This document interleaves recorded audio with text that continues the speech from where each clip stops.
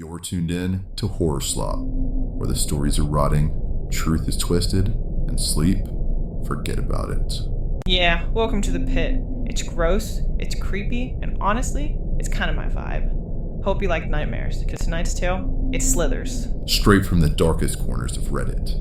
Real stories, real fear, and just enough blood to stain your soul. So at least grab your bed sheets, so grab a flashlight, and maybe a therapist. This is HorrorSlop.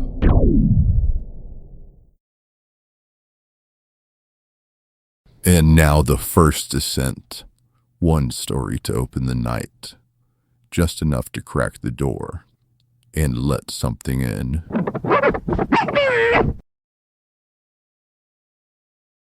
All doors in my street are wide open, by 50 stuff. It's also not just the front doors. Standing in front of our house, I noticed that the doors to the apartment on the first floor were also open. Chalk it up to my social insecurities, but I wasn't comfortable knocking on the doors or entering the apartment just like that. There could be dozens of reasons after all, right? Maybe someone wanted to do a prank. But why would a whole neighborhood gather up to prank a random buffoon like me? Maybe I missed a national catastrophe. I wouldn't be surprised if my confused ass didn't get the emergency warning. Or maybe there's a holiday that has just been established this year. But what holiday would convince over 600 Germans to play open house? I couldn't think of any more questions I couldn't answer myself, so I made my way up to our apartment. I hoped that counting the steps of the staircase could distract me somehow.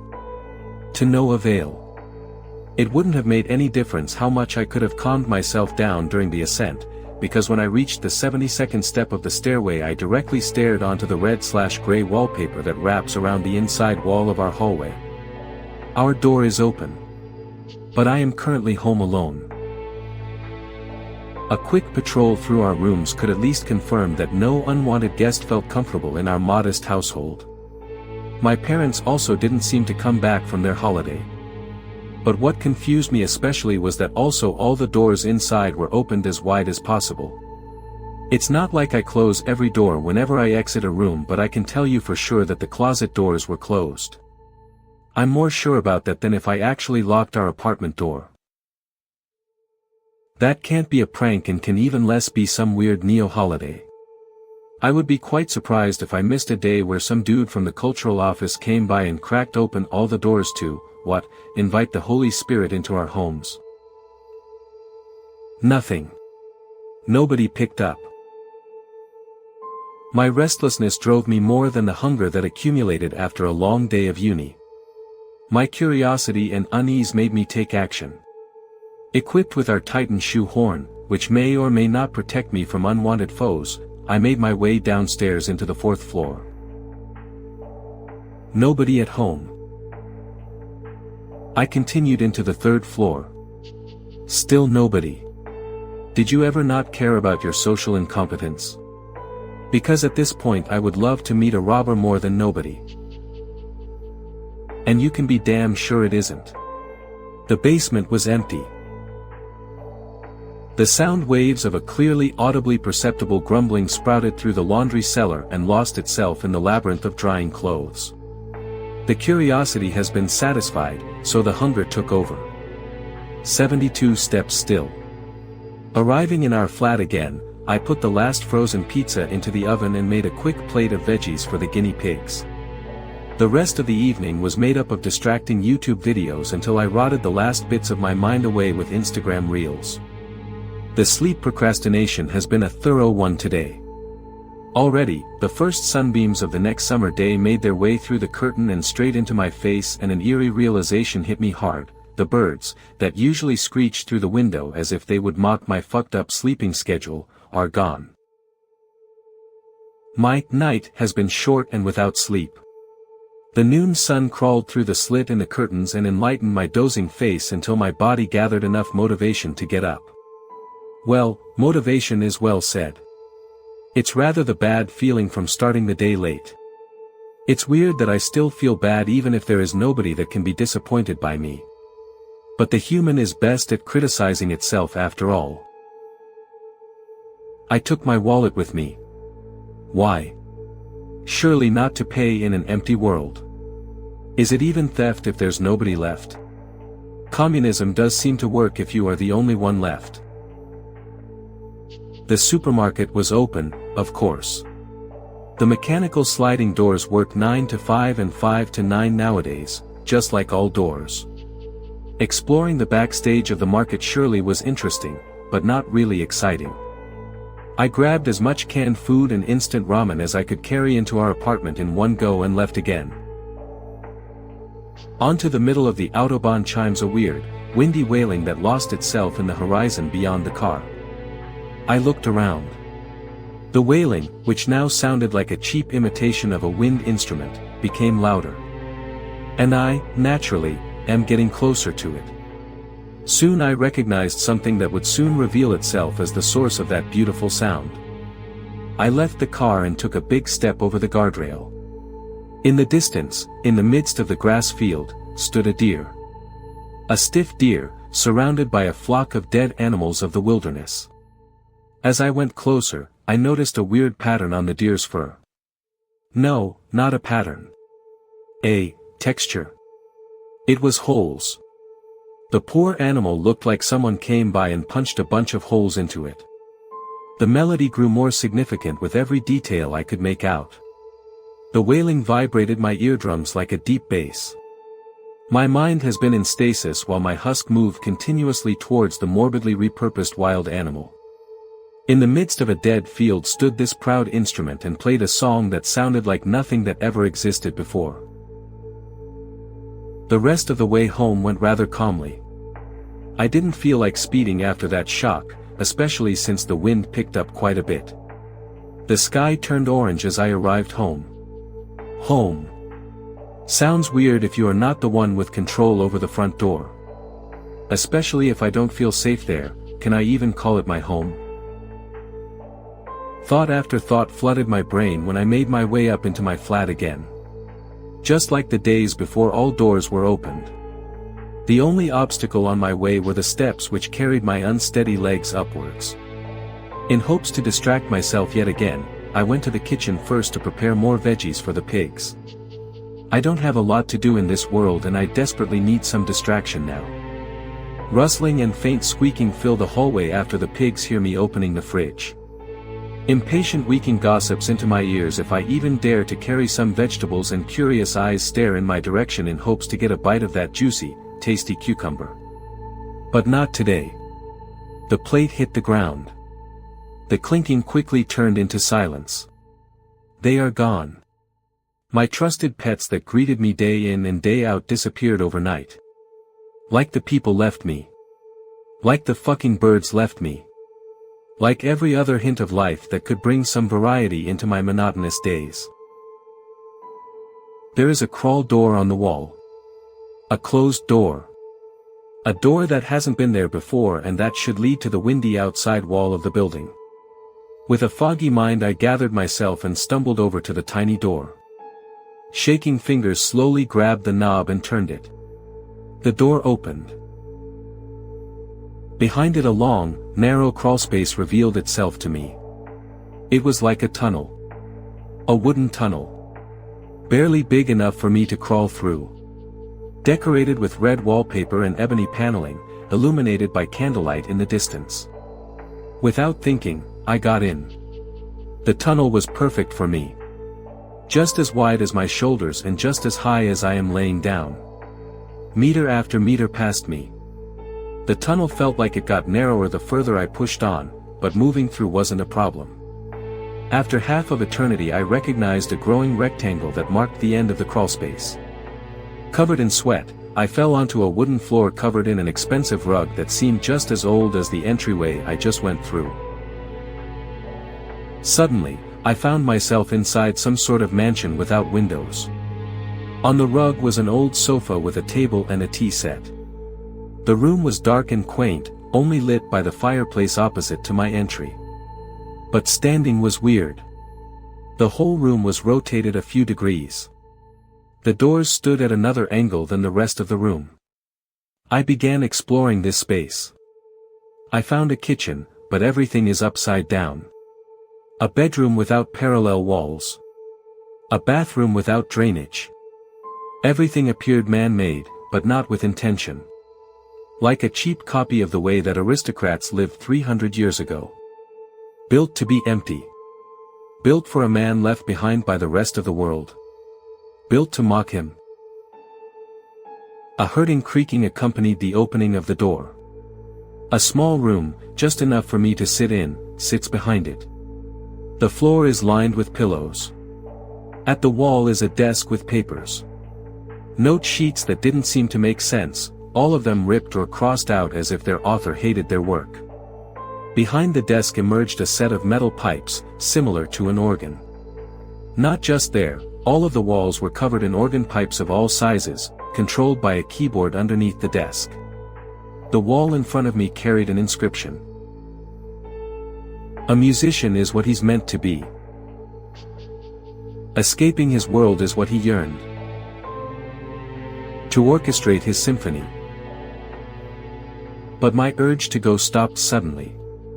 My ear canal experienced the next set of tones. I think the world as it exists now isn't as bad as I imagined. The rest of my life will be guided by the Supreme Symphony. Need a break? Too bad. These stories don't wait, and neither do we. Next one's worse. In the best way. A message appeared on every screen in the world. Hide, by World Away Tweety. I swear to God, if you get free parking I will literally kill your stupid face, said Evelyn. Ravi rolled the dice in his hands. Come on, sweet baby Jesus. I just need a 4. He dropped them onto the board. Fuck, he said, probably biffing it like always. Hide. AJ, Evelyn called, like a teacher busting a student. You're fucking addicted. Play board games like a normal human adult. Of course, we weren't animals. If someone didn't want to buy a property, that was fine. No auctions or any of that nonsense. House rules. Back to the phone as Hero, on my left, took the cubes and prepared to drag his sorry little shoe across go to collect his $200. A minute with the power button didn't do anything, we were entering factory reset territory. I contemplated borrowing Ravi's laptop to Google whatever the fuck this might have been. I felt the apartment rumble, albeit, just for a split second. As if we were on the edge of an earthquake. I tensed, briefly. Ravi was the first to get up. I don't, he said, talking slowly as if not to jinx it, I don't think that was an earthquake. He examined the TV, confused at the outage. He checked the wires. Shouldn't be the breaker, I don't have that much stuff plugged in, do I? Head lifted. What? I asked to catch Hero turning his phone to me. His home screen too had been replaced by black text atop white. Hide. I grew a bit nervous. Ravi, where's your phone? I asked him. I'm sure it's somewhere, he said, still tinkering with the TV. Likely not due to any of his troubleshooting, it flashed back to life, red power light at the base blinking steadily. He looked back at the TV, then at us again, wait, how is that possible? A hack? I asked. In the neighboring apartment towers, most of the units had blinds down, curtains closed. The few unshuttered however, I felt like that guy from Rear Window, contained strangers staring perplexed at their phones. At their computers. The sides of bolted-to-the-wall TVs, barely visible to me, displayed the same white background with text atop it. What I was seeing, everyone else was seeing. I guess we don't have anything to call the cops with. Hero. I nodded. And yet, I could tell Evelyn was a bit perturbed. Forcing magnetic thoughts to imbue her silence with weight. Thoughts? I asked her. I don't know, she said. Hiro clicked his fingers. What if it's viral marketing? Like for a movie? Hiro with the necessary but unintentional levity. Hacking our phones so we can't use them? I don't know if that's in Lionsgate's purview, man, I said, then, head turned to Evelyn. But hide? What are you doing? Ravi asked, trailing. Hiro and I followed. I don't care if I look stupid. It could be a warning. Maybe something is happening, she said. We're in a box, basically, said Ravi. We're fine, Ev. She shuffled in, past hung garments, scooching to the end to make space. I'm gonna close the door soon, and if you're all really my friends, you'll join me. Awkward silence until Hiro chimed first. Begrudgingly, I followed, tucking in next under Ravi's dress clothes. There was still room for him inside his own closet. And then we sat in stillness for a while. Distant tick-tick-ticks of the clock in the living room bringing down the blood pressure a tad. Guys, shut up. We're here, so let's commit to the bit. Before the conjuring doll gets us, said Ravi, surprisingly not bitterly. What do you think it is? Hiro whispered. They'll figure something out, said Ravi. Evelyn braced. Who is that? The knocking persisted. So did the words. I have this weird thing on my phone, Brad has it too. It says hide. TV same thing, computer same thing, I don't know how to reach anyone or what to do, the neighbor trailed on. No, said Evelyn, but then all of a sudden. We all stopped. I felt something. Something very, very real. Like there was a presence. Right outside the closet. Then, the sting of static in my ear, before. Whatever it was, the feeling dissipated, the sound returned, and I sneaked a glance at my phone. No one said anything.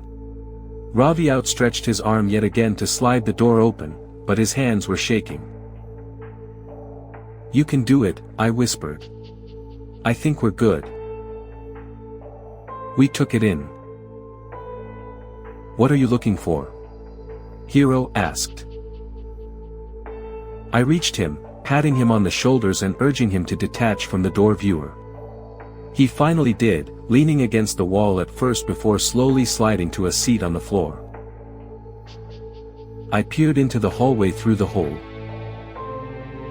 Outside, his neighbor, the one knocking, looked like she'd been skewered. Decimated. Again. There's another one. I turned to see the foreboding word on the TV. Fuck. AJ, what do you think we should do? He repeated. Evelyn, I said, trying to force the words out of my mouth. You had good instincts the first time, what do you think? How much time do you think we have? She asked. How much time passed between when I first saw the word hide and when we felt that presence in the closet? I don't, then Evelyn interrupted herself, wait, what did you just see outside? She started approaching the door. I stopped her. I don't think it'll be good for you to see it. Are you serious? She responded.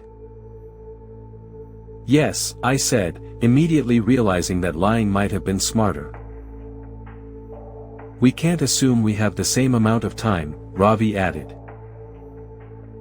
I went with my pitch. Do we try the same spot? That's a great recap, man, I said. What I mean, he said, struggling, is that when you play, as a kid, if you kept picking the same spot over and over, eventually it'd catch up to you. Are we really trying to apply some sort of logic to this? Ravi mumbled. My eyes flitted to Hero and Evelyn, who ran into the bedroom. Fuck, I said, Ravi, the door, it's not, but then I fought the urge to say anything more. If time was up, I'd compromise my spot, hell, compromise his spot too if I kept talking. I tried a few more times to get it to close, then I committed, terrified out of my mind, to gripping the handle and holding the door shut. I tried to keep my shaking hand and quickening breath in check as the silence overtook again. Complete silence, and then, that presence. I felt a light tug at the door. I kept my hold firm but didn't try to overpower, didn't want to completely give it away. The feeling disappeared. And I waited 15 seconds before sneaking a look at my phone, to see that the, again, warning was gone. I heard the sound of Ravi's door swing open first. I followed with mine. I even heard you call for me, and I didn't. I panicked and I thought it'd. We're alive, man, it's alright, and immediately I remembered it wasn't just us. Evelyn and Hero. Right, he said. We rushed to his bedroom. Break time. I guess that's good, Evelyn said. A second to catch our breaths, after this fucking craziness. We walked into the living room together, nervously. We haven't even gotten a single second to wrap our heads around this, Evelyn again. Something in me didn't seem right. I didn't feel good. I clocked minor annoyance in her face at the question. I didn't know anything, it was a guess. But I mean, yeah, you guys were fucking lucky I was here and pushed for it, because fuck were you all being stubborn. Hero wore a strange expression as he looked at her. Alright. Why would I? What makes you think I'd? Ravi interrupted Hero by stepping between the two of them. Holy hell, keep your heads on people, but as he said it, and maybe it was just an aberration in my mind, but I couldn't help but feel something significant stir within me, something really inflame, as if even though his face was straight he was concealing some sort of inner smile at what was happening. I don't know if you want to be mad at the person that saved us the first time, I said, trying to make a point by motioning to Evelyn, but as I looked at her, something felt wrong there too. I contained it. Or rather, the person who wanted to open the closet door. And then something even more obvious hit me. That's an insane fucking misdirect, I said, positive that I couldn't trust him. But as my eyes turned to Evelyn and Hero, I realized I couldn't trust them either, couldn't trust anyone. Still, Ravi absolutely needed to be the first to go, the first to be disposed of. He grabbed a knife from the cupboard and held it out at us. And only the smallest thought in the back of my mind was telling me that we were being toyed with, that it was so incredibly obvious that whatever this was, it had a handle on us, but unfortunately that understanding was academic for me at best, as I kept finding string after string of thoughts and emotions connecting, everything adding up, the logic sound, my emotions inflamed. We all looked at her. I watched for sudden movements from any of these traitors, these bastards. Even a millimeter shift wouldn't get past me. Break time. We can't fall to it. And that small grounded part of me took over, even though I was sure with everything in my soul that she, Ravi, and Hero were the source of everything that was happening. Ravi's grip on the knife tightened as he and the rest of us remained in the bizarre equilibrium of our four-way standoff. Like an insatiable hunger fading, or extreme fear dissipating when you realize that noise in the other room wasn't a person but rather something knocking over, my feelings of unrest and paranoia were gone. My phone screen, once again, returned to its default background. It was hard to describe how I felt now. Lucidity. Shame. I looked at Ravi sadly. His head hung low as he put the knife back in its place.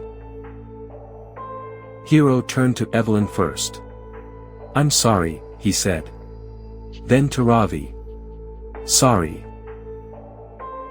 "I'm sorry." "Me." "You're welcome, assholes." "Evelyn. We deserve that. We need to write something down, like we are susceptible." "Don't forget," started Ravi. "We just need to remember to keep your heads on," I interrupted, "remember." "How many people do you think are dead?" Hero asked. I returned to the home page, navigating in an attempt to find a different live program. I clicked on what appeared to be a news channel I hadn't heard of before. Seek. I panicked. "Seek, seek," I said desperately, trying to jolt my brain to the task. A small TV in one of the apartments. The screen looked unbroken. A word on it I couldn't make out, 5 letters was the best I could do. "It's the screens," I said. "We need to find a screen that still works." I ran back into the living room. "Why the fuck would anyone have binoculars?" Ravi asked. "Helpful, supremely helpful." In the bathroom, I looked in the medicine cabinet. Then, back into his room, to his closet, checking the pockets of all of his pants. I started to feel the inevitable looming. This was the one that was going to kill us, wasn't it? Ravi running to the TV stand, looking behind, then, under books, under shelves. Specifically, to the messy pile of 50s, 20s and 10s on Ravi's side of the board. I knew his etiquette for swapping some of them out for hundreds was quite poor. The cash stacked high, which made sense, he was crushing all game. And yet, I crouched and did an even more aggressive sweep of the spot that we'd started our desperate search at, to discover his preserved Samsung Galaxy A35 underneath the fake money, with a new word to greet me. And it really did feel like time was up this time. I ripped the phone from the ground and held up the message to her. "Smile." She mirrored my uncomfortable expression, all teeth, feigned happiness, as did Ravi as he bolted out of the room before even seeing the message on the phone or my intense eyes. And the word disappeared. I showed the group the proof, and one by one our cheery expressions dropped to our default nervous frowns. Resting scowl face restored. "Point to sacrifice," I said, barely legible. "AJ?" Evelyn asked. I tilted the phone so they could read it. I couldn't say the words any louder, my body wouldn't let me. Underneath the words, a timer had been running. One that was already down to 145, 144, 143 by the time I flashed them the phone. I felt defeated. Truly, this time. "All right," said Ravi, cutting through the holding pattern. "So what? We talk it through with the time we have left. Maybe we all agree on someone to point at. I mean, hey, fuck knows what I have to live for." Hero next. My family, mom, dad, siblings, I wasn't even thinking of them this whole time. They're all probably dead, they. "Yeah," I interrupted, his words hitting me immediately and curbing any remaining social etiquette I had left. Everyone I had ever known was likely gone. Wow. 112. 111. 110. Hero pointed to himself. "Fuck it, yeah. You know what, I flipped the board too," he said. I looked at him, almost nervously, exasperated. "Really, after all that, guys?" 106. I just looked at them. It was strange to feel a deluge of selfish thoughts flood into me all at once. 040. 039. 038. All right, I said, copying my peers. Let's do it. I pointed at myself too, like we were all playing Simon Says or something. I saw the pile of money on free parking. 022. The only way to make it fun was to play with bullshit rules, house rules. 020. 014. I was aware it was a reach. 008. And we've probably lost a lot of humanity since then, so, sorry, I said, pointing at her. And thank you. 005. And my best friends pointed too. A real morbid way to close things out, with a clash of sorry and thank you escaping them as what would likely be their last words. I had really interrupted what was quite a nice moment inside for this strangeness. House rules, I said. But nothing came. Instead, Ravi's phone in my hand just read. Good game. We stood there for 10 minutes it felt, before we finally ventured inside, single file, like a group of polite zombies. I was unsure what to make of what had happened, what to do, who to check on, the state of the world, what was going on around me. I think it was my turn, I said, slowly. I grabbed the dice. I rolled. It was a 10. I tapped my top hat icon on each square until I landed on Short Line Railroad. Do you want to buy it? Evelyn asked me. Sure. Alright, quick break before our next story. Let's check in with our resident spooky dude. Hey, you ever smile, or is your face just stuck that way? I smiled once. The sky bled. A child vanished. Never again. Okay, drama. Maybe next time just try a dad joke. Knock knock. They never made it to the door. Wow. Fine, stay moody. Anyways, back to the darkness. This next one's got teeth.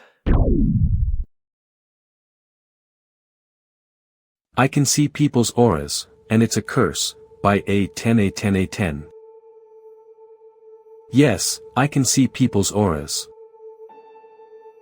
I've read some of the New Age websites and alternative medicine articles that give their take on aura reading. While I believe that the vast majority of it is bullshit, I expect there must be at least some other people out there with my ability. So I don't want to completely dismiss those people as an outright hoax. It's just that, for me, it doesn't work anything like the way those websites describe. I've visited numerous aura readers and psychics. Most of them have dim or dark auras themselves, and I'm certain they don't really hold this power. I'm not saying all psychics are terrible people. I've visited a few who had very bright auras. They were unable to convince me that they really have psychic powers, but they at the very least use their deception to try and help people. Another interesting note. I find the ratio between bright/dim/dark to be similar across pretty much all human activities. Whether I'm at a church or a death metal concert, it always seems to be around that same 60%-25%-15% ratio. I once visited a federal prison and was shocked to see that at least half of the prisoners had bright auras. I had to be at the prison in person to see this because I can't see auras on photographs, television shows, movies, or even in mirrors. I can only see auras in the real world. Another strange thing. I can't even see my own aura. I assume and hope I would be on the brighter spectrum, but I can't see it. The brightest person I ever saw worked as a social worker. She shone so bright that it was difficult for me to even look at her. Based on the way people acted in her presence, I think that almost everyone around her could sense her brightness in a subconscious way. Everyone loved her. She had donated a kidney to someone she barely even knew. She had a special needs adopted child. Most of the money she earned was donated to various charities. And that's only the little that I knew of her. This woman shined so brightly that she scared me. It was scary that someone could be so good. But it wasn't nearly as scary as the darkest person I ever saw. I was 20 years old at the time, leaving a club downtown at 2 a.m. A man quietly walked down the street.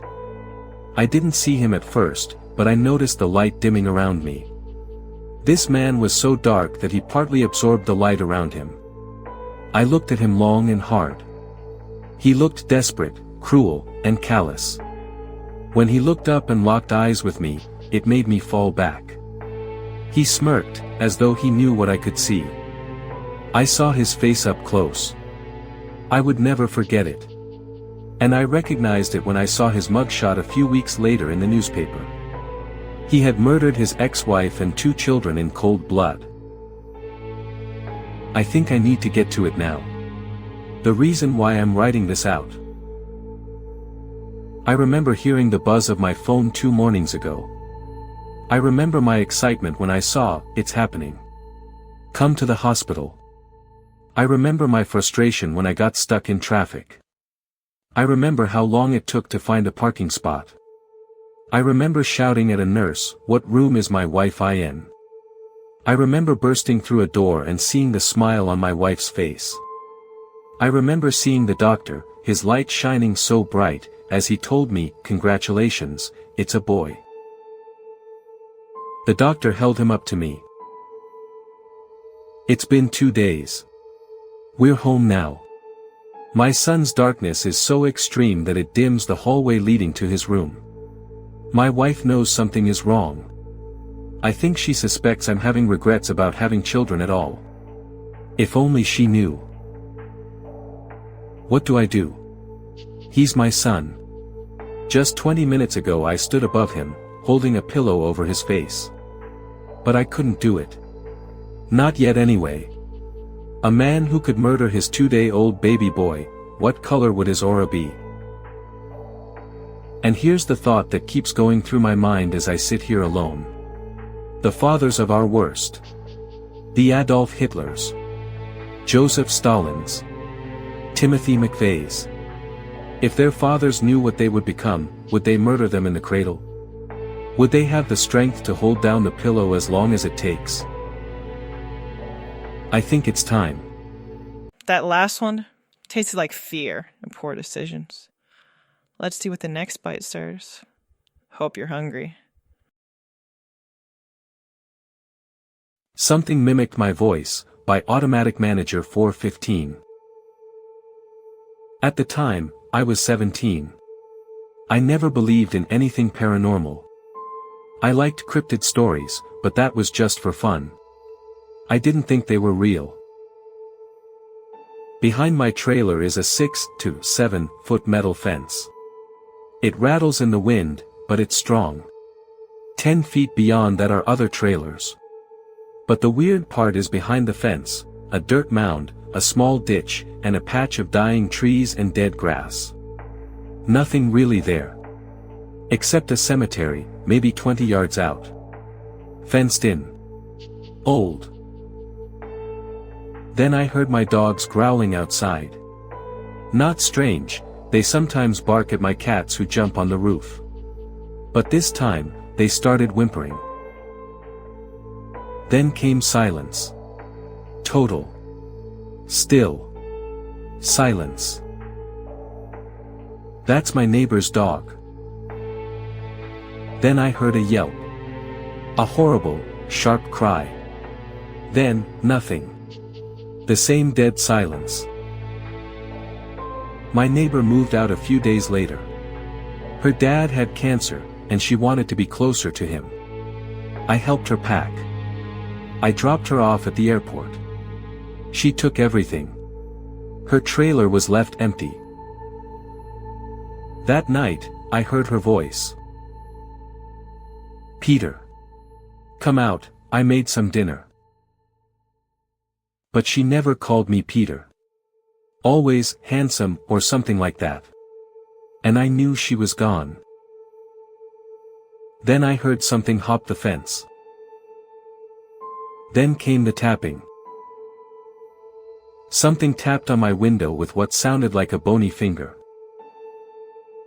It didn't see me. My room was a mess, clothes everywhere. I think it couldn't tell where I was in the chaos. Eventually, around 4:02 a.m., it jumped back over the fence and disappeared. She never made it to her flight. Whatever that thing was, it knew she died. And it used her voice, her face, to try to lure me out. But I can't forget it. Because it wore her skin. Sleeping yet? Didn't think so. Next story's up. And yeah, it's worse. You're welcome. What the Rain Brought In, by Agreeable Lack 374. It was supposed to be our last big blowout before we all scattered for good after graduation. 6 of us, crammed into Liam's uncle's hand-me-down SUV, heading for a cabin in the heart of the Talladega National Forest. The plan was simple, a week of cheap beer, bad horror movies, and reminiscing about the best 4 years of our lives. Just the 6 of us, me, Sam, Liam, Chloe, Ben, Maya, and Jessica. The cabin was perfect. Rustic, isolated, and smelling faintly of pine and wood smoke. It was perched on a small rise, surrounded by a dense wall of trees that swallowed up the sound of the highway miles back. The first day was bliss. We hiked, we swam in the frigid lake, and as dusk settled, we built a bonfire, the flames spitting sparks into the indigo sky. We were all a little on edge, but we made the best of it. We were trapped, sure, but we were trapped together. That was the point, wasn't it? But when I called everyone to eat, there were 7 places set. A 7th plate, identical to the others, sat at the head of the table. A 7th set of silverware. A 7th glass. Maybe you just miscounted, Sam, Maya suggested gently, already moving the extra plate back to the cupboard. You've had, like, 3 beers. The next day, the storm raged on. We were officially stuck. We spent the day playing cards, telling stories, and slowly driving each other crazy. That afternoon, Jessica came downstairs holding a dark green raincoat. "Hey, whose is this?" she asked, holding it up. It was on the hook by my bed. None of us claimed it. It wasn't Liam's uncle's, he'd already shown us where the spare gear was kept. It was worn, with a faint smell of damp earth and something else, something vaguely metallic, like old blood. He was right. It was just weird. We tossed the coat into a closet in the back room, out of sight, but not out of mind. The splinter of unease grew. That night, the real fear began. We were all huddled in the living room, wrapped in blankets, listening to the rain hammer against the roof. All 6 of us. I made a point to count. Liam was telling a ghost story, his voice low and theatrical. And then we heard it. We all froze. Liam's story died on his lips. What was that? Maya whispered, her eyes wide. Probably just the wind, I said, my heart starting to pound. But I knew it wasn't the wind. It was a solid, definite sound. The sound of a footstep. I squeezed my eyes shut, praying for it to go away, praying for morning. That evening, we decided to take a group photo. A stupid attempt at normalcy. To remember the time we almost murdered each other, Chloe said with a grim smile. Flash. We all blinked away the spots in our eyes. Maya looked down at the phone to check the picture. Her gasp sucked all the air out of the room. "What is it?" Liam asked, leaning over. No one spoke. The only sound was the drumming of the rain and our own ragged breathing. The prank theory was dead. This was real. Something was in the cabin with us. It had been there the whole time, sitting at our table, hanging its coat by our beds, walking the halls while we slept. We were 6. But we weren't alone. We all scrambled for the fireplace, huddling together, as far from the corners of the room as possible. No one wanted to be near the walls, near the shadows. We just stared at each other, our faces illuminated by the dying fire, a silent, frantic question in everyone's eyes. It was Chloe who broke the silence, her voice a raw whisper. 1, 2, 3, 4, 5, 6, he paused, his face pale. He recounted, faster this time, his lips moving silently. His eyes widened in confusion. Wait. What is it? Jessica demanded, her voice tight with panic. I counted 7, Liam stammered, looking around the circle of faces. How did I get 7? That's impossible, I said, my own heart hammering against my ribs. I did it myself, my eyes darting from person to person. Liam. Chloe. Jessica. Ben. Maya. Me. I counted them again. And again. My brain screamed 6, but the number that formed on my tongue, the number that echoed in the terrified silence of the room, was 7. Anyway, let's lighten the mood with something fun and... Nah, just kidding. It gets worse. Hit it. In 1993, the Hubble Space Telescope saw a star disappear. It didn't go supernova, or die naturally, it simply went dark, over the span of a few minutes. This star was already too faint to see with the naked eye, and ground-based telescopes had trouble picking it out from among the surrounding stars, so the event wasn't widely known to the public. At the time, we thought the most likely explanation was that a cloud of interstellar dust had drifted between Earth and the star, occluding it from view. It was noted and mostly forgotten about. Everyone at NASA was fascinated by this mystery. In hindsight, we may have been better off if we had never discovered the truth. Less than a month ago, the JWST detected a series of unusual energy bursts emanating from interstellar space. These were occurring at the very edge of a star system approximately 12 light-years from the binary system that vanished in 2007. As we focused the telescope on this system, we soon determined that these were not natural phenomena either. The energy signatures, which were still flashing intermittently, matched what would be expected from thermonuclear and antimatter-based explosions, along with several other types of energies that we couldn't identify.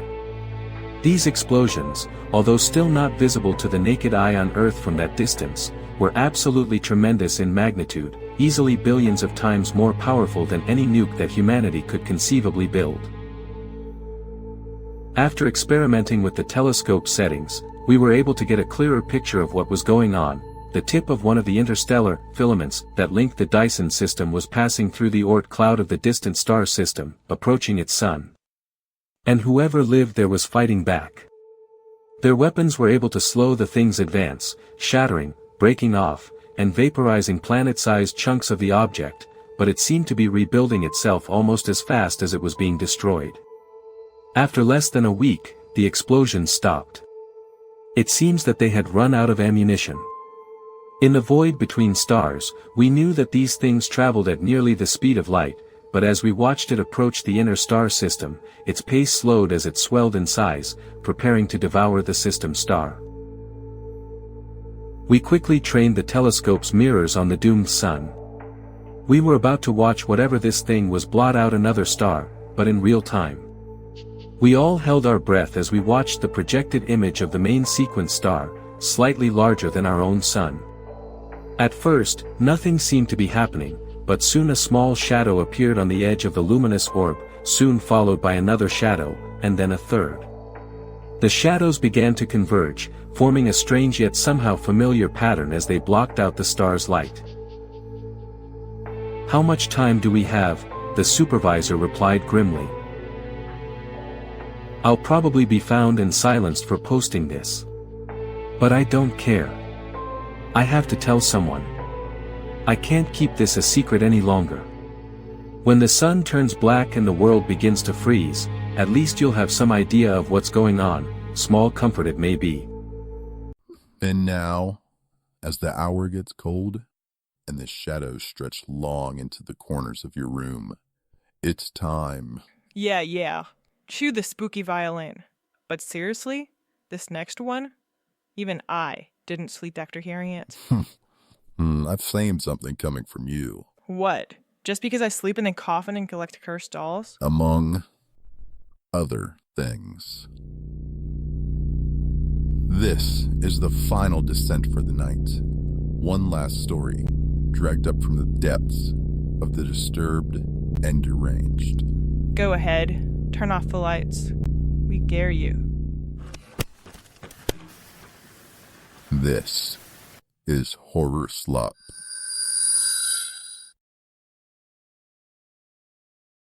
Hi guys.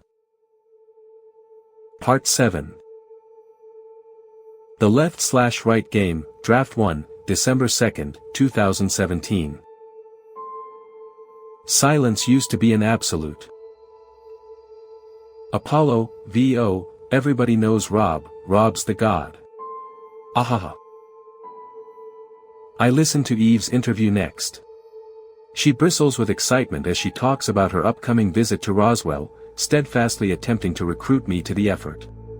She had no idea what she was heading into when she stepped out onto Rob's front lawn. Then again, none of us did. The thin strip of sky is turning deep orange as I reach our encounter with the hitchhiker. It's chilling to hear his voice after the fact, to revisit the conniving, veiled pleasantries he employed against us.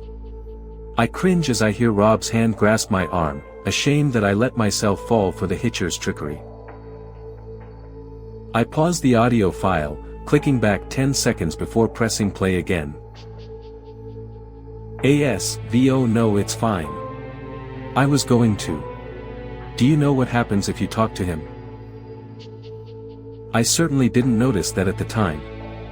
I'd been so shaken by my run-in with the hitcher, and so curious about the abandoned car that I'd been completely blind to anything else that had come my way. Maybe Rob misspoke, maybe he meant to say weeks or months. But if it wasn't a mistake, if it was a truth carelessly uttered, then Rob has some explaining to do. The Left/Right Game was posted online in June 2016, less than a year ago. With every new piece of the puzzle, the car, the text message, the faceless creature with the ringing phone, I'm left with the dilemma of when to confront Rob Guthard with what I know. I feel I've gathered enough to bring before him, enough to demand an explanation, but there's no way I'd be able to truly verify his answer. I have a collection of strange and perplexing notions, lacking in the common thread that could bring me to any workable conclusion. If I am going to confront Rob, I need to uncover that thread. Much like the greatest journalists of our time, I should know the answer before I ask the question.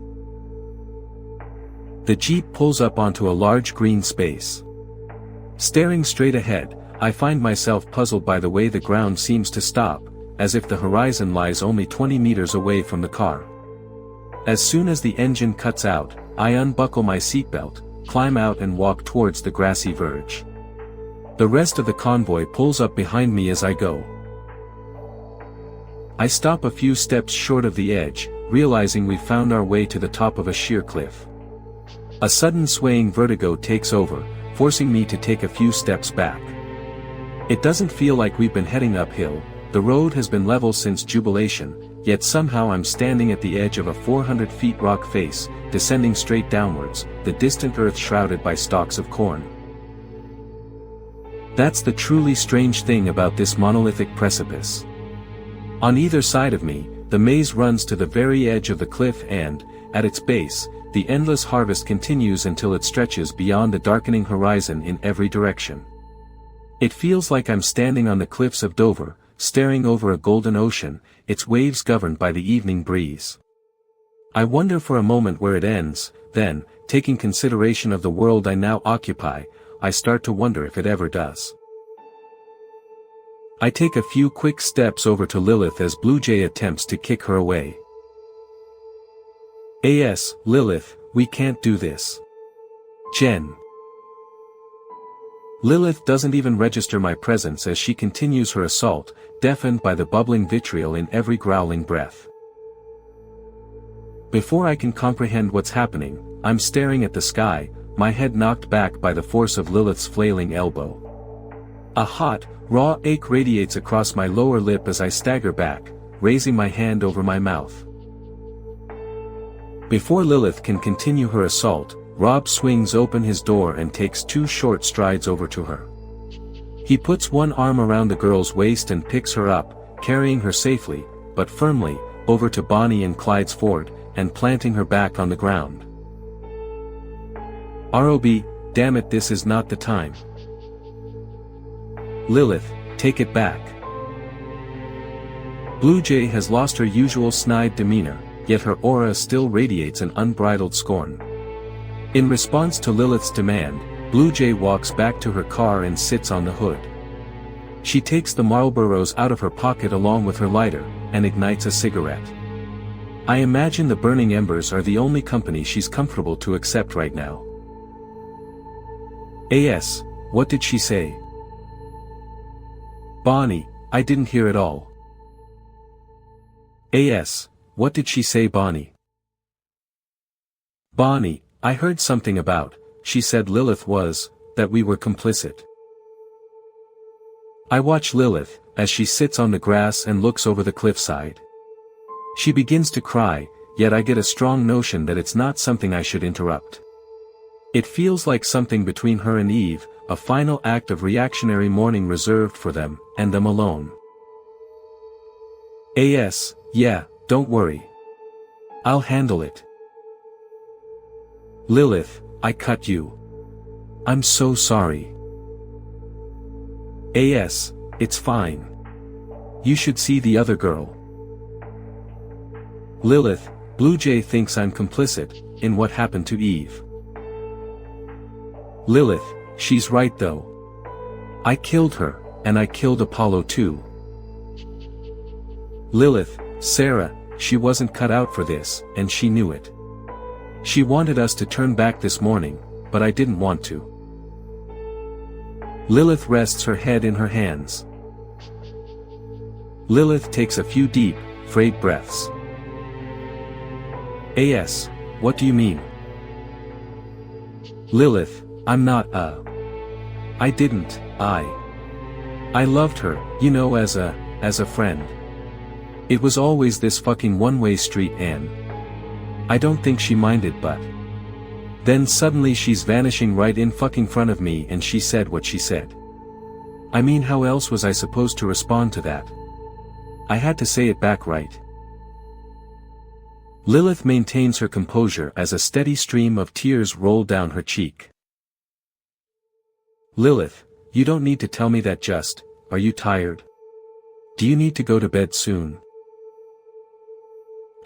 No, I don't need to.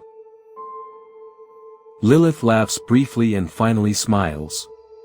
She walks over to Bonnie and Clyde's car, returning a moment later with a 4-pack. We spend the next hour and a half slowly drinking them. Lilith can't muster the right words for a toast, so we just say thank you to Apollo, raising out cans to the open air. We talk about his tireless humor, his attempts to keep us all up during our first night on the road, how caringly he spoke to everyone, even at the edge of death. After everything that's happened on the road, the night can't help but feel bittersweet. But for once, on a solitary cliffside in the middle of nowhere, it's more sweet than it is bitter. That may not be much, but at the end of an awful day it's more than either of us could have hoped for.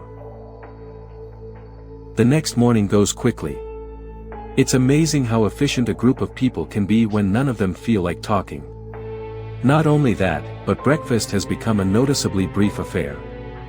I manage to get through half a bag of trail mix before I find myself uncomfortably full. Rob's words about the road's sustaining properties ring in my ears as I look around the group. Everyone leaves their bowls half empty. Lilith hasn't eaten a bite. "As, you haven't got to the end of this road, right? I mean, you're still charting it." "As, what's going to happen once we reach that point?" "Rob, we're gonna keep driving." "As, could I talk you into it?" Rob smiles. "As. What is this place, Rob?" Rob sighs as he slowly takes the next left on a quiet, rural T-junction. The radio crackles. He thinks carefully for a moment. "Rob, no. I've been down this road before. We took a right last time." "Rob, ferryman to all cars. Thanks Bonnie for giving us the fright of our lives. We're on the correct road." "Bonnie, no that can't be that's wrong. Martin, tell them." There's concern in Lilith's voice. I lean over to my wing mirror, attempting to gauge the atmosphere in the car behind me. There's clearly some commotion between Bonnie and Clyde, with the latter attempting to gently remove the walkie-talkie from his sister's hands. "Bonnie, we're going to turn around, right?" "As, 1 second Bonnie, I'll check the map." In the wake of those two, innocently inquiring words, my mind reels back to the morning of our third day on the road.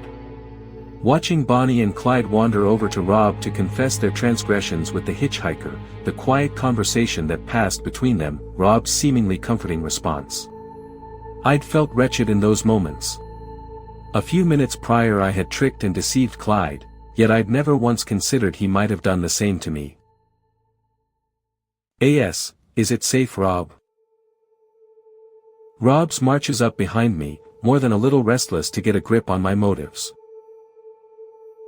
Rob's expression shifts, his confusion degrading into a solemn understanding. "As, I told them to tell you the morning of the third day. I saw them go over to you. I thought they did." "Clyde, that was before Ace, before everything. I didn't know this place was."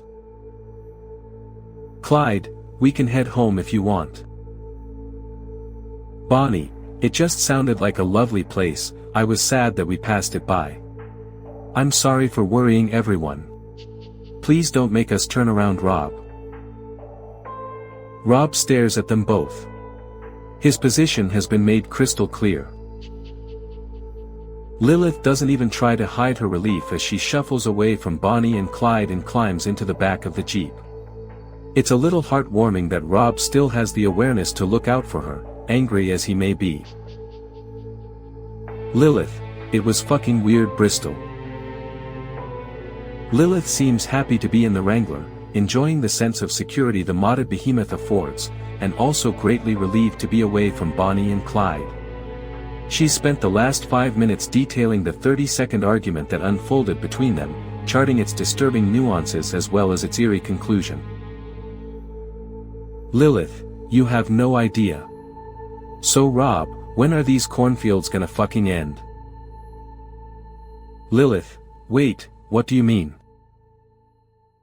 Lilith goes quiet, transfixed by something in the rear view mirror, before quickly turning around to get a better look out of the back window. The car behind us is out of control.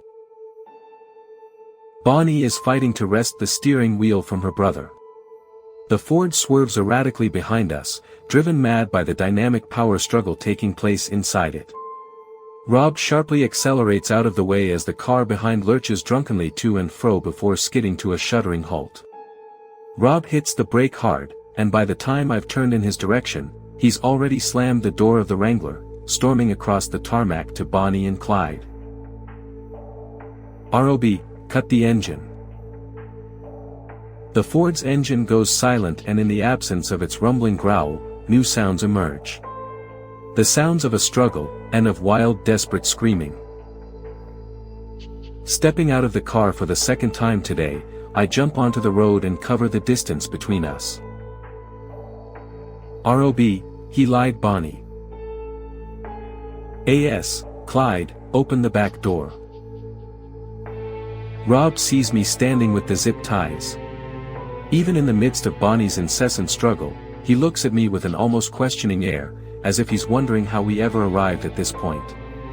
As if he's asking whether we can really do what I'm wordlessly suggesting. Bonnie answers the last question for him. In the slim few seconds of distraction, she slams her head back into his nose, eliciting a disgustingly loud thud and a pained growl from Rob. Dazed and confused, his nose immediately fontaining blood, Rob manages to keep his arms wrapped around her. But it's clear this isn't going to be sustainable, and that she isn't anywhere close to calming down. Clyde has opened the door, stepping back and looking on like a frightened child as we carry Bonnie over to the back seat of the Ford. I lean in before him, adjusting the headrest until it's pressed against the ceiling, ensuring that it can't be removed from the bracket. I then loop a zip tie around each bracket and fasten them. Blue Jay, what the fuck is going on? Blue Jay has stepped out of her car, making her way towards us. I realize that, to someone who is fighting to not believe in any of this, the following scene would appear at best as a melodramatic farce, and at worst, as the attempted detention of an innocent and distressed woman. Sadly, I don't have time to field her questions. I climb into the car. Bonnie working constantly against us as Rob eases her in after me, his hand on her head to prevent it bumping against the top of the doorframe. AS, get back in your car, Blue Jay. She leans her forehead against the back of the headrest. Even with her face blocked from view, I can tell that she's crying. For the rest of the day, we take it in turns to keep an eye on Bonnie, making sure she has everything she needs. When the Ford pulled up alongside us, Lilith, Rob, and I expected to see a quivering wreck, tugging ceaselessly against her bonds. We were all surprised, and more than a little disturbed, to find her smiling. By the time my turn comes around, the sun is already dipping in the sky. Rob has prepared a small pot of miso soup in case anyone can bring themselves to eat. I finish my bowl, all too aware of how unnecessary each meal now feels, and pour out a helping for Bonnie. I find her in good spirits. Bonnie, I'm okay. Sorry for giving you all such a fright earlier. I feel terrible. AS, it's fine honestly. I'm sorry about all this. I gesture to the zip-tied restraints. Rob has reapplied them, fastening bandages underneath the straps to afford Bonnie a modicum of comfort. Still the scene rings with a sinister barbarity which no kind consideration can make up for. Bonnie, it's okay. I wasn't myself. Bonnie, oh no, you don't have to. I can feed myself. Bonnie throws her weight sideways, her elbow jabbing outwards and hitting the bowl out of my hands. Soup spills over my fleece, just a little cooler than scalding hot, and soaks immediately into the fabric. I back away reflexively, and watch Bonnie's expression flicker like a faulty light bulb from kind tranquility to utter, burning contempt.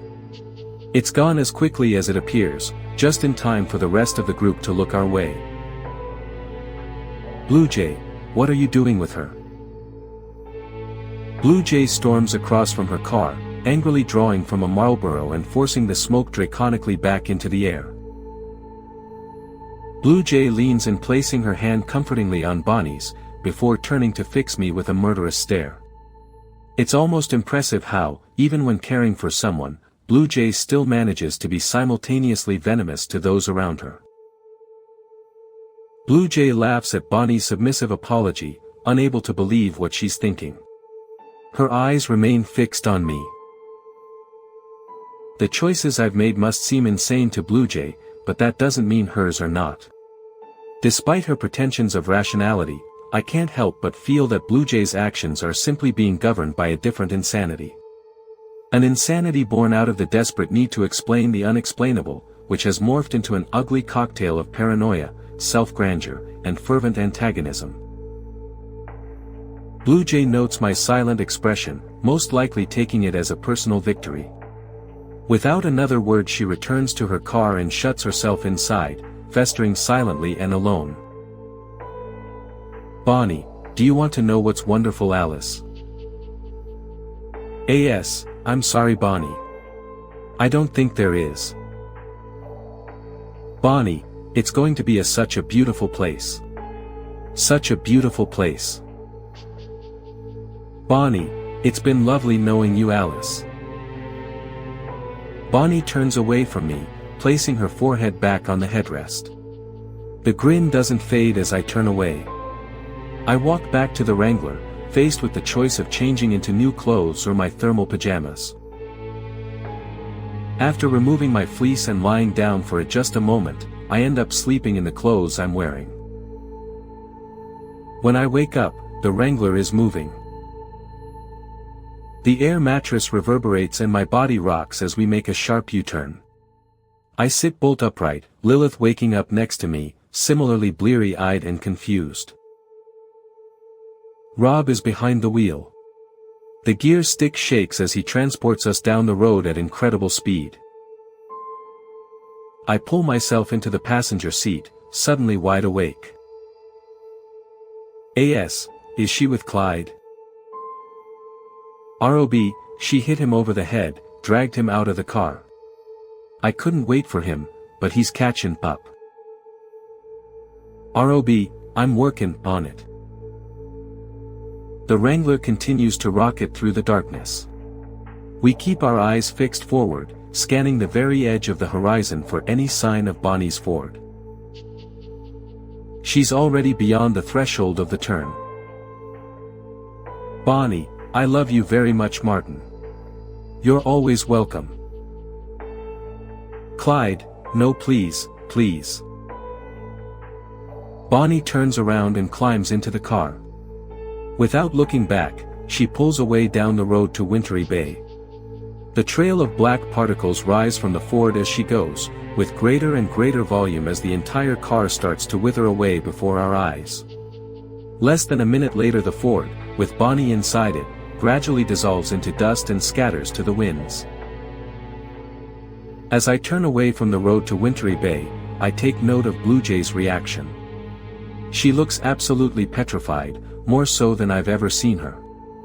She impulsively removes the pack of Marlboros from her pocket and holds them in her hands, before quickly returning them, unsmoked. I wonder how I'd feel if the left/right game were exposed as some unparalleled magic trick. Would I feel foolish? No, I don't think so. Impressed, maybe. Relieved? Most definitely. In fact, the more I think about it, the more I miss the innocent days when I believed the game was a hoax. I suppose I see why Blue Jay is so adamant about dismissing this place. Trickery, however elaborate, is almost always a preferable alternative to genuine horror. Part of me tries to ignore it, to wash my hands of any other developments in this harrowing night. However, exiled as I am from the kingdom of sleep, I slowly find myself sitting up, quietly putting on my boots, and letting myself out. I step out into the cool night, observing the figure before me. A.S., where are you going, Clyde? Clyde, you know where I'm going, Alice. Clyde speaks softly, a quiet conviction behind every word he says. I briefly glance towards the Wrangler, wondering if I'm really equipped to handle this on my own. A.S., Clyde, just wait for tomorrow, okay? He'll understand. He'll turn us around and take you home. Clyde, it won't be home anymore. Clyde, I'm sorry, Alice, but it's not up to you. Clyde breathes in the cool night air, exhaling through his nose. A.S., do you want company? His stories span more than half a century, supported by a transient cast of acquaintances and friends, but at the core of each tale is a pair of siblings who meant the world to one another. The pair existed as two relative souls, quantifiable only in relation to each other. In the absence of one, the remnant was indefinable. A drifting point, unanchored in space. The story ends just as we reach the junction. A.S. I hope she's out there. It's been 4 days since I arrived at Rob Guthard's house, sat down at his table, and listened to him speak about the new world he discovered. In that time, I've seen things I can't hope to comprehend, sights that exist beyond the spectrum of our reality. Things I wouldn't have deemed possible. For all I know, there is a wintry bay, and Bonnie has already arrived at her house by the sea, standing at the door, waiting with quiet confidence for her brother's arrival. I may never know. But I do hope they find each other, wherever they may be. And there you have it, dear listeners. One final scream, echoing into the void. Yeah. Void screams, eternal darkness, I get it. Can I eat now? We're still on air, Roxy. Oh no, just the spooky FCC is gonna haunt us for breaking the mood. If you enjoyed tonight's descent into depravity, don't forget to like, subscribe, and what does he always say? Stab that bell icon like it's your ex possessed by a demon, and leave a comment telling us what story made you question. I have choices. And if you survive the night, we'll be waiting. Same dat time, same that crypt. You're the reason we have complaints, you know that. You're welcome.